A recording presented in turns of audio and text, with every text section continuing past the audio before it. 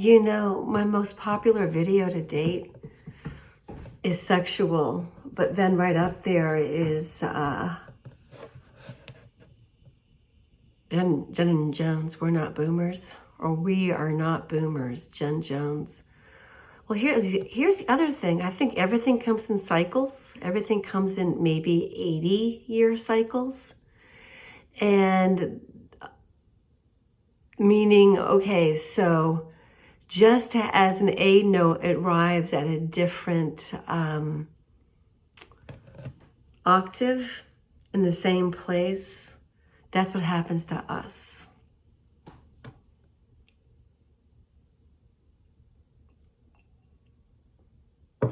Meaning frequency.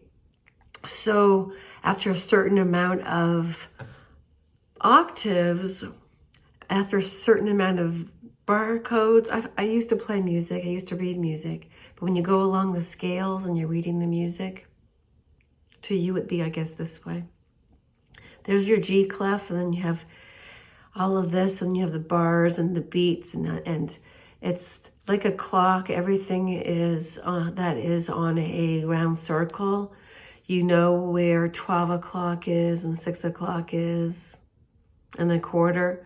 So you know the beats. You can see by the staff between the lines, like from here to here, it's going to be the halfway point's there, which means the quarter is right there, which means the 8th is right there, which means the 16th is right there.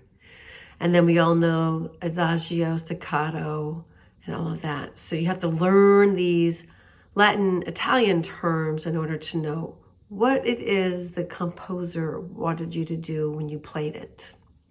You get the cues and stuff from how long the notes are, adagio, staccato, whatever, crescendo.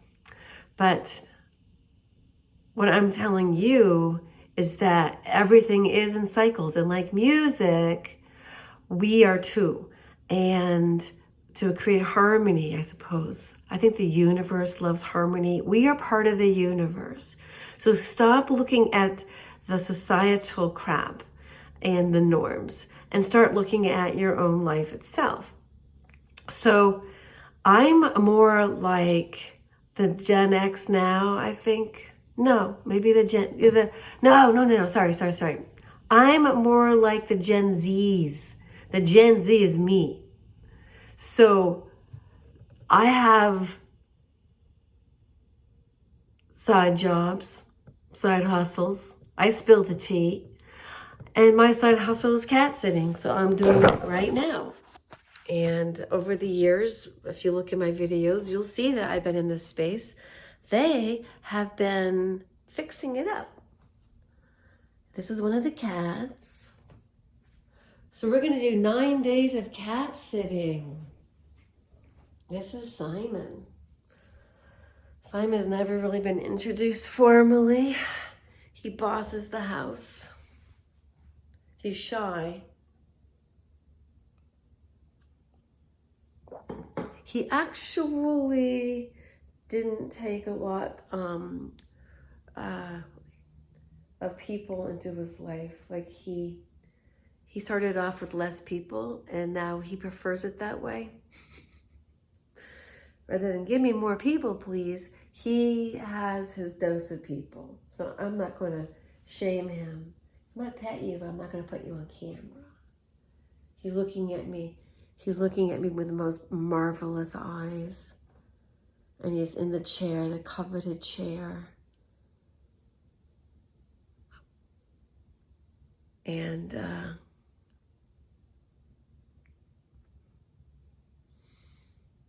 his big brother, he gets to sleep in that chair. And they've been home all day because I just arrived. So this is day 1. And I've been at my friend's house, the woman who got me into cat sitting in the first place, because she wanted somebody to make sure her cats were happy. And that's what I do. I make sure the cats are happy. And I love cats. And this is one of their cat items.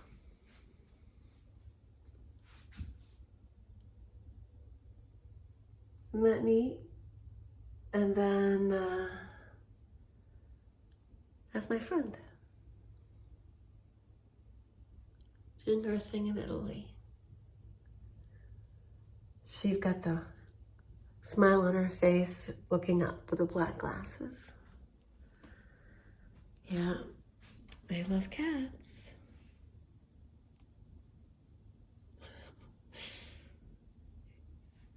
So when I have been compiling and I've been putting together a montage finale of the Mount Everest story and the likening. Look how the LED lights flicker. When I'm looking at those lights with my own eye, I don't see them flicker, but you do. But we're gonna have to deal with it. This is what LED is all about.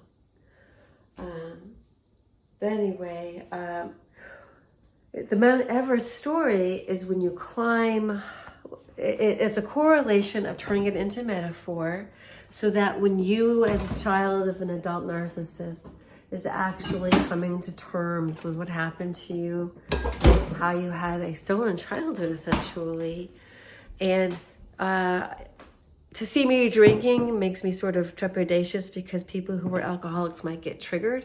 So the warning, this is not for you and I will not show the drink. So please go get yourself a non-alcoholic beverage of your choice or an alcoholic one. I love this. This is really good. And it has bubbles, but this right here is water. So there's that guy, Bradshaw, I forgot his name, but he's the guy that created the 12 steps. And he realized that addiction stems from abuse. And the way you create addiction in adults is you create abuse in the kids. And the way I started drinking was that was the only place I could actually be myself. And that's the only way I could shut out the voices that were continuously in my head, degrading me, negating me. And this is even in high school because that's what my mother did. And now it's over. So the video compilation, which will be either linked somewhere here once I figure out how to actually enter Google Studio and make use of it. It'll be somewhere here or there. Like click on this and it will take you directly to the video in which I am speaking about right now in August of 2024, in which I've released the compilation of my Mount Everest story in its correlation to getting to base camp, which is your essential self, you, yourself, and you, after leaving a non-life supporting environment such as the death zone of Mount Everest, in which you see that you were living in somebody else's nihilistic life for you, for their benefit, that they could siphon off of you and suck you of your life force like you were an oxygen bottle for them. And you may not make it down to base camp, but they're going to have their life. They're going to have their best life. You're not. They are hoping, they're banking on it so they can feel better about themselves. That's the the true tell of a narcissist are people who are happy for another person's hardships.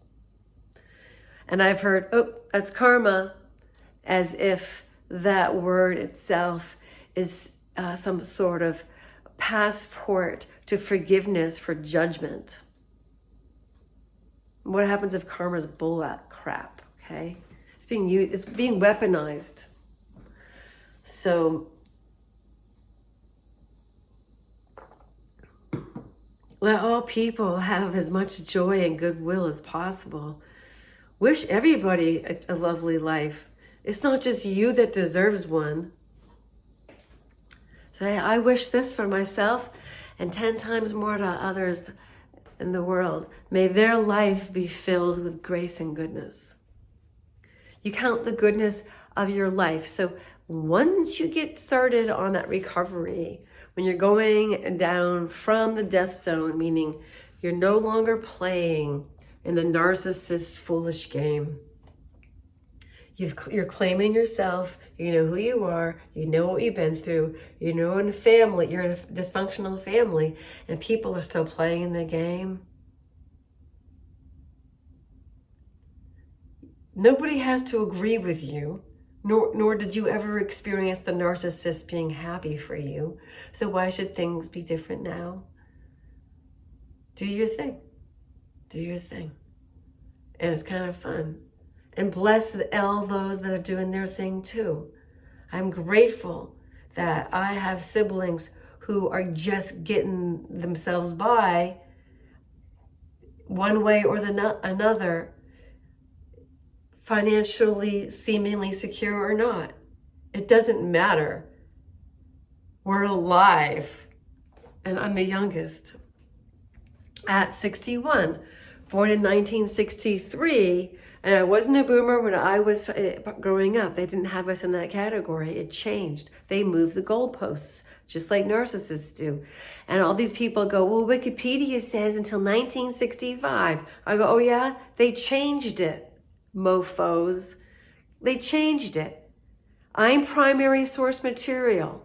I was there at the time. We were a large class, meaning I was in a small town, so I had 127 people in my graduating class. 127 people in my graduating class. I mean, my siblings probably had all about the same. That's 2 towns put together. So that's 2 towns, kids being bussed in from one town into our township or village. It's a New Hampshire, it's a village. Historical village. And it means that you can't just put up a McDonald's and you have to have historical colors. I mean, it's really quite nice. And I've always enjoyed it in my memories. Yeah, I had a good time in New Hampshire. So anyway, I'm just going to use these little chats to begin a dialogue, just to keep little diary notes for day 1 of my cat sitting. And be looking for that video on the wrap up of the Mount Everest as metaphor, so that you understand it's also mythological. It's mythos.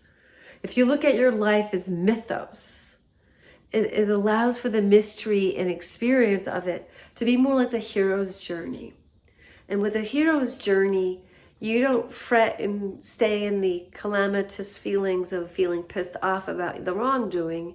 No, you take a look at it, you realize you've been bruised, you heal, and then you move on. I'm in that and then you move on stage. So come with me in my journey of then we move on, and continue to follow my video channel and subscribe to see where you are and to look for the playlists that will help you on your own path. This is a gift I give to humans because of my own suffering and long overdue realization of a situation. I'm creating a system for others as a gift back to you all for people giving to me, but also my getting it. And I'm learning in real time. I don't have a system yet. I have a plethora of videos. I have very small viewers. I'm a tiny channel, and I'm doing this just so a person that would have been me in the past could see it now, like a good Gen Z lady, gal, girl, woman, and go, whoa, my boyfriend's just like that, and my mother is just like that, or my father is just like that. And then you can heal yourself before you make the decision of your lifetime, which is your mate, who you're going to have children with. Okay, so all for now.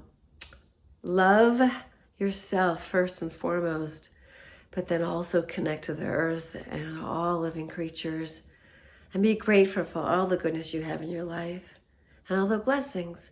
And we will talk about my AIM system, which is assessing, it's like inventory and movement. It's really important to also move your body. All right, more later.